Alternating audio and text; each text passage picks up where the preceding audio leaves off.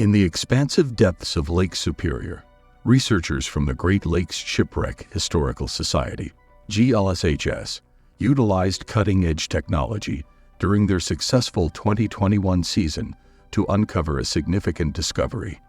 Affiliated with the GLSHS, dedicated to preserving the maritime history of the Great Lakes, the team employed sonar technology to locate an unknown object approximately 650 feet below the lake's surface. Returning with a remotely operated vehicle, ROV, they revealed the remarkably preserved wreck of the Atlanta, a ship lost over 130 years ago. Led by Bruce Lynn, the researchers recognized the Atlanta through a name board, highlighting the rarity of a shipwreck where its identity is unequivocally stated.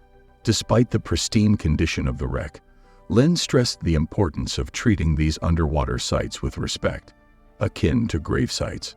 The cold temperatures of Lake Superior contributed to the ideal preservation conditions, with the absence of invasive species further maintaining the Atlanta's resting place. This discovery sheds light on the perilous journeys faced by ships navigating the Great Lakes. The Atlanta, a 172-foot vessel laden with coal, was not under its own power but towed by the steamer Wilhelm. Tragedy struck near Michigan's Whitefish Point on the evening of May 3, 130 years ago, as adverse weather conditions led to the snapping of the line connecting the two vessels. Despite this tragedy, GLSHS researchers, combining fascination and solemnity, continue their work, acknowledging the historical significance and stories concealed within the submerged wrecks of the Great Lakes. According to the United States Life-Saving Service's annual report from June 1891, the crew of the Atlanta attempted to raise their own sail, but the boom shattered, leaving the vessel adrift in rough waters and furious winds. For the next 20 minutes, the ship was at the mercy of the gale. As water leaked into the vessel, it became increasingly difficult for the crew of 6 men and 1 female cook to control it. Throughout the night, they manned the pumps, desperately trying to keep the ship upright as it pitched from side to side in the tumultuous waves.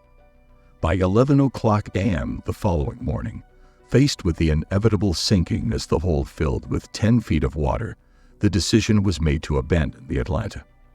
The crew of 7 climbed into the lifeboat, and just 10 minutes later, reports claimed the Atlanta sank beneath the surface of Lake Superior. Meanwhile, the lifeboat drifted until those on board spotted the Crisp Point life-saving station in the distance. Their captain wanted to press on towards safer landing conditions at Whitefish Bay, but the crew outvoted him. Tragically, this decision proved fatal. While struggling to reach Crisp Point, the lifeboat overturned, plunging its passengers into the freezing water. Though the crew managed to right the vessel, it flipped once more, leaving only 2 survivors clinging to the battered boat. Eventually, a lookout on shore noticed the distressed vessel, mistaking it initially for a floating log. Despite a prompt rescue mission, it was too late for the crew members who had been washed away. In the end, only Eli Waite and John Pickle made it back to shore alive. Even then, their survival was touch and go, requiring several hours of unremitting effort by the United States Life-Saving Service. A few days later, Waite wrote a thankful letter to his rescuers, stating that he could not have survived much longer in the severe lake conditions. The letter, the only surviving relic connected to the lost ship until the discovery of the Atlanta at the bottom of Lake Superior, expresses gratitude for the brave intervention of Captain Small of the Crisp Point station. Unfortunately, the Atlanta met a tragic end, sinking to the lake's bottom while its crew perished within sight of land.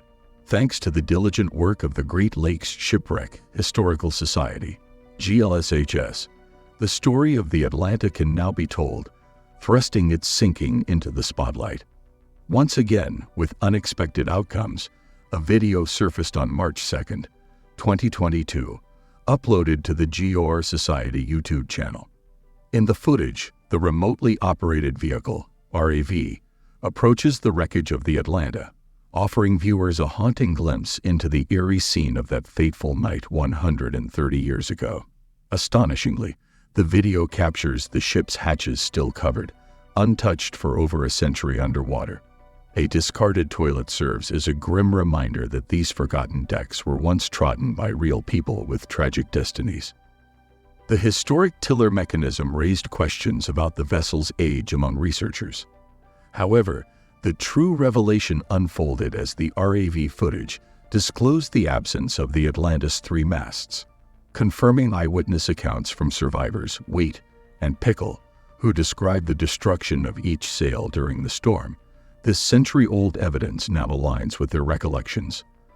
The mystery of the Atlantis' whereabouts has been conclusively resolved, as noted by GLSS's Daryl Earl.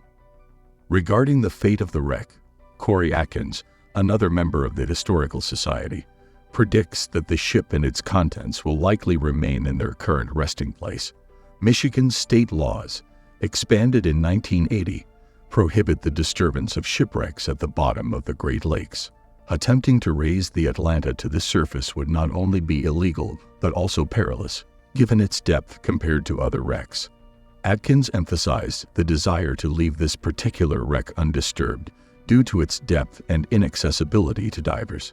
Despite the decision to withhold the exact location of the Atlanta, enthusiasts of shipwrecks need not despair.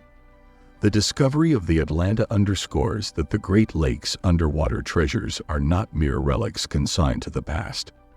The GLSS, breaking its previous record in 2021 by locating 9 different sites in one season, continues to find lost vessels regularly. While these wrecks will be left in peace, they won't be forgotten. Plans are underway to stage an exhibition dedicated to the Atlanta at the museum. Finally, the story of Wheat and Pickle, along with those who lost their lives, will receive the attention it deserves. Thank you for watching, and remember to like and subscribe.